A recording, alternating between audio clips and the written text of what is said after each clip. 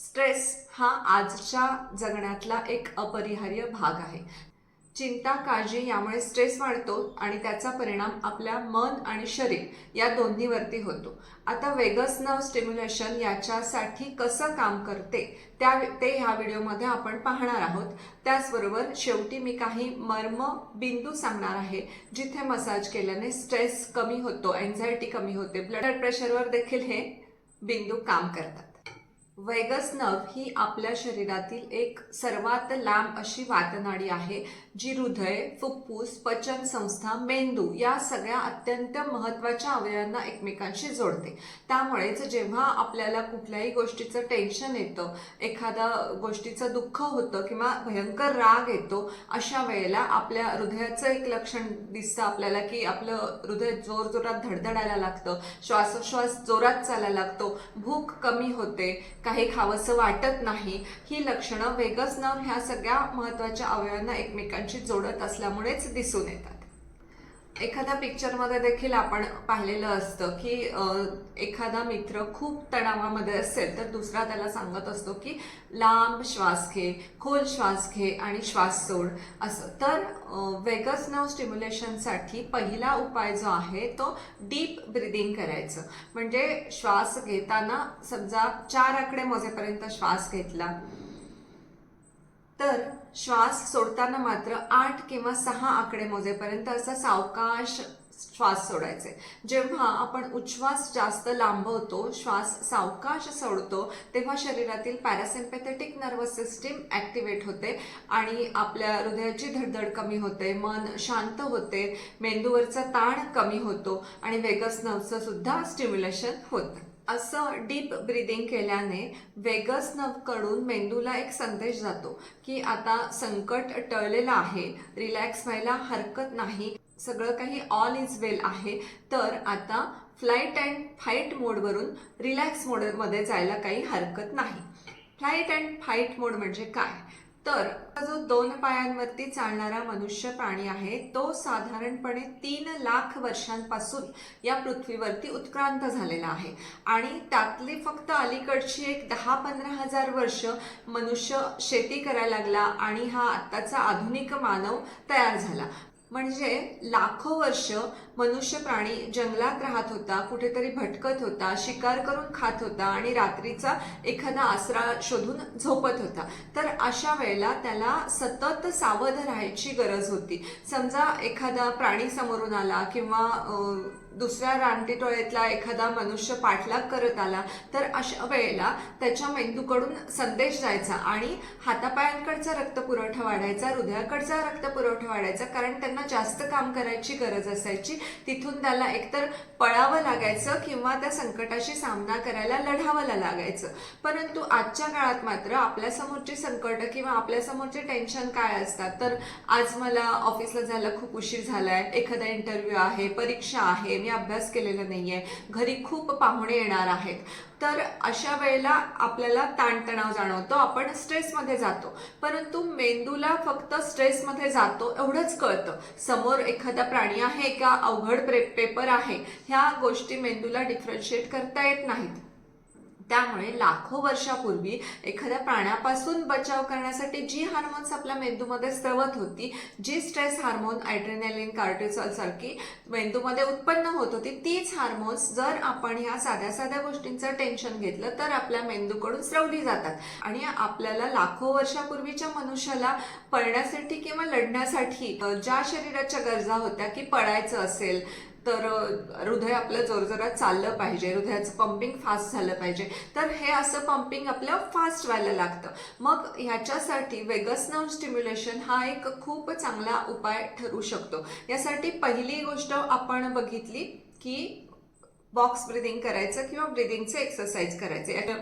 यामध्ये प्राणायाम येईल, अनुलोम विलोम येईल, नाडीशोधन प्राणायाम येईल. हे सगळ्या गोष्टी केल्याने वेगस नर्व स्टिम्युलेशन व्यवस्थित होतं आणि साध्या साध्या गोष्टींसाठी आपला मेंदू फ्लाईट अँड फाईट मोडमध्ये जाऊन रिॲक्ट होत नाही, तो शांतपणे त्या गोष्टींना सामोरं जायला शिकतो.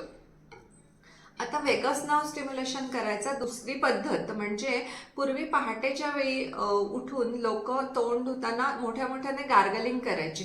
असं आवाज करत गार्गलिंग केल्यामुळे ही घशापासून जाणारी वेगस नर्व जी आहे तिला स्टिम्युलेशन मिळतं किंवा तिच्यावर एक प्रकारचा पॉझिटिव्ह दाब निर्माण होतो, पॉझिटिव्ह प्रेशर निर्माण होतं आणि वेगस नर्व स्टिम्युलेट होते. त्याचप्रमाणे मोठमोठ्याने हसल्याने सुद्धा वेगस नर्वचं स्टिम्युलेशन होताना आपल्याला दिसून येतं. तिसरा उपाय, चालणे, पोहणे, सायकलिंग करणे यासारखे जे एरोबिक्सचे व्यायाम आहेत, असे व्यायाम केल्याने आपल्या हृदयाला आणि फुफ्फुसाला चांगला व्यायाम होतो आणि वेगस नर्व हृदयाची गती आणि फुफ्फुसाचं काम, पचनसंस्थेचं काम हे अधिक चांगल्या प्रकारे नियंत्रित करू शकते. चौथा उपाय, एकदम गार हवेमध्ये जायचं किंवा गार पाण्याचे तोंडावरती हपके मारायचे किंवा एक बर्फाचा लहानसा खडा घ्यायचा आणि तो इथे मानेच्या मागे ठेवायचा. पूर्वीच्या काळी जेव्हा एखादी व्यक्ती भ्रमिष्टपणा करत असेल, वेडसरपणा करत असेल, तर अशा व्यक्तीच्या डोक्यावरती घागरीने गार पाणी ओतायची पद्धत होती. यावेळी सुद्धा कदाचित वेगस नर्वला स्टिम्युलेशन होऊन ती व्यक्ती शांत होत असावी. पाचवा उपाय, वेगस नर्व ही आपली घसा आणि अंतःकरण या दोन्हीच्या मधून जाते. त्यामुळे जेव्हा आपण भ्रामरीसारखे प्राणायाम करतो तेव्हा किंवा उज्जाईसारखे प्राणायाम करतो तेव्हा हा जो साऊंड तयार होतो, एक प्रकारे आपण आवाज असा घुमवत असतो जसं की तर ह्या आवाजाच्या कंपनांमुळे सुद्धा वेगस नर्वला स्टिम्युलेशन होतं. सहावा आणि अत्यंत महत्त्वाचा उपाय म्हणजे शरीराला मसाज करणे. आयुर्वेदामध्येच याला अभ्यंग असं म्हटलं जातं. यासाठीचा माझा एक व्हिडिओ चॅनेलवरती आहे, तर तुम्ही जरूर पाहू शकता. तर विशेषतः चेहरा, मान आणि कानाच्या मागे या ठिकाणी मसाज केल्याने आपल्याला शांत वाटतं, वेगस नर्वचं स्टिम्युलेशन होतं. किंवा तळपायाला सुद्धा तुम्ही मसाज करू शकता. घोट्याची एका रिदममध्ये हालचाल केल्याने सुद्धा वेगस नर्वचं स्टिम्युलेशन होतं. आपण पाहतो कुत्रा, मांजर किंवा गाईचं वासरू ह्यांना जर आपण कानाच्या मागे इथे कुरवाळलं, मसाज केला तर ते लगेच शांत होतात. याचं कारण सुद्धा वेगस नर्वचं स्टिम्युलेशन हेच आहे. आता शेवटचा मुद्दा, आयुर्वेदामध्ये मर्मबिंदू सांगितलेले आहेत. आपल्या शरीरामध्ये असे काही सेन्सिटिव्ह बिंदू असतात की ज्या ठिकाणी दाब दिल्याने, मसाज केल्याने वेगवेगळ्या गोष्टी साध्य होतात. तो बिंदू कोणत्या ठिकाणी आहे त्यावरती, तो कोणत्या अवयवावरती काम करतो हे अवलंबून असतं.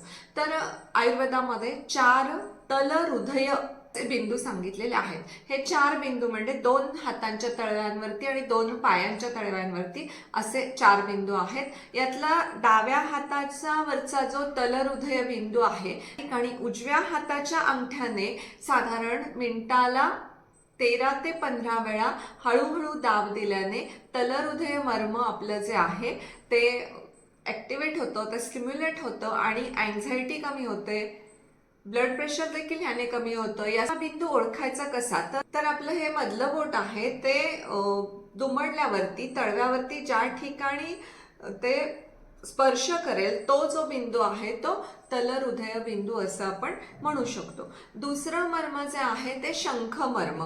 भुवया जिथे संपतात त्या ठिकाणी छोटासा खोलगट भाग आहे, तिथं हे मर्म आहे. या ठिकाणी सुद्धा तुम्ही हळूहळू दाब देऊ शकता. तसेही आपलं डोकं वगैरे दुखायला लागल्यावर आपण सहजच असा हात करून ते मर्म दाबत असतो. तर या दोन्ही मर्मांच्या ठिकाणी दाब दिल्याने, व्यवस्थित प्रेशर दिल्याने फार जोरात दाबायचं नाहीये, त्यामुळे नुकसान होण्याची सुद्धा शक्यता आहे. शक्यतो तुम्ही तुमच्या जवळच्या तज्ज्ञांकडून याच्याविषयी मार्गदर्शन करून मग मर्मबिंदूची प्रॅक्टिस तुम्ही करायला हवी. आजच्या व्हिडिओमध्ये आपण वेगस नर्व स्टिम्युलेट करायच्या 6 पद्धती बघितल्या. पहिली जी होती ती बॉक्स ब्रीदिंग किंवा ब्रीदिंगचे वेगवेगळे एक्सरसाइज. दुसरं जोरजोरामध्ये हसणे किंवा आवाज करत गार्गलिंग करणे. तिसरी गोष्ट होती गार हवेमध्ये जाणे किंवा गार पाण्याचे हबके तोंडावरती मारणे. चौथं एरोबिक्सचे व्यायाम जे आहेत ते व्यायाम. त्यानंतर भ्रामरी किंवा उज्जाई यासारखे आवाजाचे प्राणायाम ज्याने आवाजाची कंपनं तयार होतात. शेवटची पद्धत होते शरीराला मसाज करणे, विशेषतः मान, कानाच्या मागे या ठिकाणी मसाज करणे.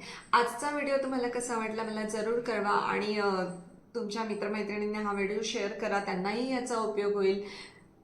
धन्यवाद.